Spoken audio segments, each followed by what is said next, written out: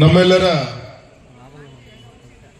ನೆಚ್ಚಿನ ನಾಯಕರು ಸ್ವಲ್ಪ ಸರಿ ಅಣ್ಣ, ಅವರ ಆಡಳಿತಾವಧಿಯಲ್ಲಿ ಕ್ಯಾಮ್ರಾ ಇದೆ, ರಾಜ್ಯಕ್ಕೆ ಮತ್ತು ನಮ್ಮ ಕ್ಷೇತ್ರಕ್ಕೆ ಸಾಕಷ್ಟು ಕೊಡುಗೆಯಾಗಿ ಕೊಟ್ಟಂತ ಧೀಮಂತ ನಾಯಕರು, ರೈತ ನಾಯಕರು, ನಿಕಟಪೂರ್ವ ಮುಖ್ಯಮಂತ್ರಿಗಳು, ಸನ್ಮಾನಿತ ಕುಮಾರಸ್ವಾಮಿಗಳಿಗೆ ನಿಮ್ಮೆಲ್ಲರ ಪರವಾಗಿ ಕೃತಜ್ಞತೆ ನಮ್ಮದೆಲ್ಲ ಸಲ್ಲಿಸ್ತಾ ಇದ್ದೀವಿ.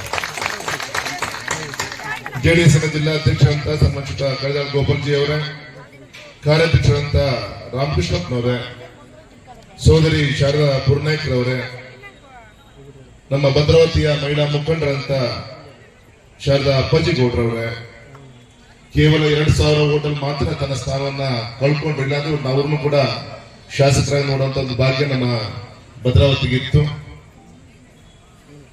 ನಮ್ಮ ಜೆಡಿಎಸ್ನ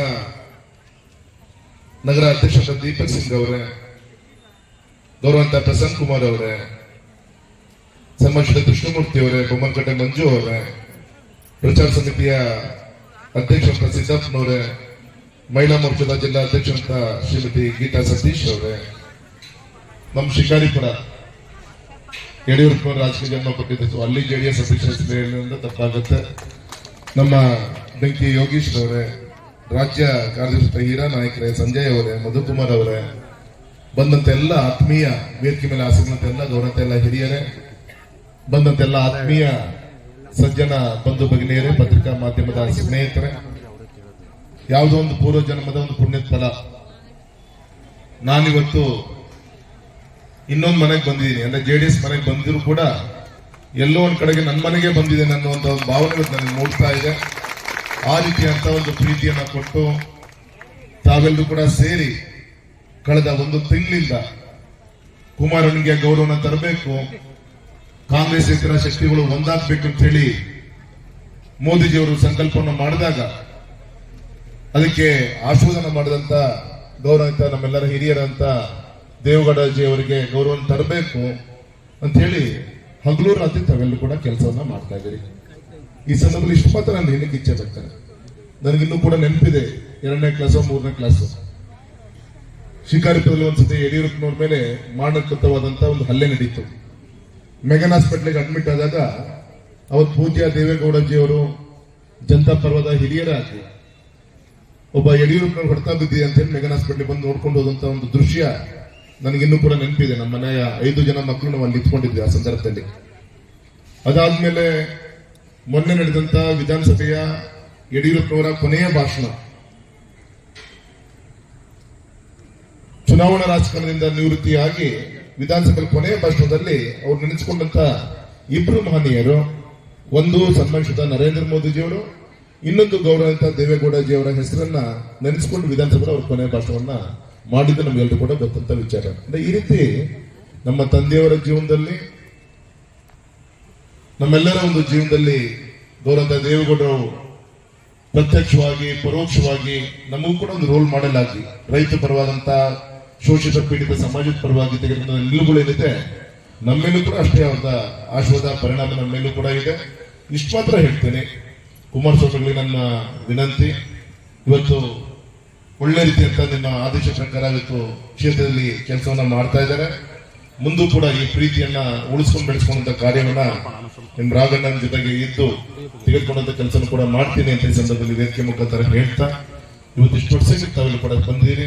ಎಲ್ಲ ರೀತಿಯಂತ ಚುನಾವಣೆಯ ಒಬ್ಬ ವಿರೋಧಿಯ ಪ್ರಚಾರ ಕೊನೆಯ ಒಂದು ಅಸ್ತ್ರ ಅಂದ್ರೆ ಅಪಪ್ರಚಾರ ಅಂತ ಹೇಳ್ತಾರೆ. ಇವತ್ತು ಹಾಸನದಿಂದ ಹಿಡಿದು ಶಿವಮೊಗ್ಗದಲ್ಲೂ ಕೂಡ ಅದೇ ಅಪಪ್ರಚಾರಗಳು ಇದಾಗ್ತಾ ಇದೆ. ಹಾಗಾಗಿ ಇದೆಲ್ಲದೂ ಕೂಡ ಸೂಕ್ಷ್ಮ ಅಂತ ಕೂಡ ಗಮನಿಸಬೇಕು. ಹಾಗಾಗಿ ಇವತ್ತು ನಮ್ಮ ಸಜ್ಜನ ಮತದಾರರಿರುವಂತ ನಮ್ಮ ಕ್ಷೇತ್ರದಲ್ಲಿ ಇವತ್ತು ಚರ್ಚೆಗಳು ಏನಾಗ್ತಾ ಇದೆ, ಹಿಂದೇನಾಯ್ತು ಮುಂದೇನ್ ಮಾಡ್ತೀವಿ ಅನ್ನೋದು ಬಿಟ್ಟು ವೈಯಕ್ತಿಕವಾಗಿ ಟೀಕೆ ಟಿಪ್ಪಣಿ ಮುಖಾಂತರ ಇವತ್ತು ರಾಜಕಾರಣ ಮಾಡಕ್ಕೆ ಹೊರಟಂತ ಈ ಕಾಂಗ್ರೆಸ್ ಪಕ್ಷಕ್ಕೆ ನಾವೆಲ್ಲರೂ ಕೂಡ ತಮ್ಮ ಜಾಗವನ್ನು ತೋರಿಸಬೇಕಾಗಿದೆ. ನಮ್ಮ ಕುಮಾರಣ್ಣ ಪ್ರೆಸ್ ಮೀಟ್ ಮಾತಾಡ್ತಾ ಹೇಳ್ತಾ ಇದ್ರು, ಆ ಕಾಂಗ್ರೆಸ್ ಅವರಿಗೆ ಸುಮ್ಮನೆ ಹಸಿರು ಗುರುತು ಮೊದಲು ಆ ಚೊಂಬಿನ ಗುರುತು ಬಿಟ್ಟಿದ್ರೆ ಅವ್ರಿಗೆ ಇಷ್ಟ ಆಗ್ತಿತ್ತು ಅನ್ನೋದು ಗೊತ್ತಿಲ್ಲ. ಅದ್ಯಾಕೋ ಕಳೆದ ಒಂದು ವಾರದ ಕೈಯಲ್ಲಿ ಏನಿಲ್ಲ ಅನ್ನೋ ಪರವಾಗಿ ನಿಂತ್ಕೊಂಡೇ ಓಡಾಡ್ತಾ ಇದ್ದಾರೆ.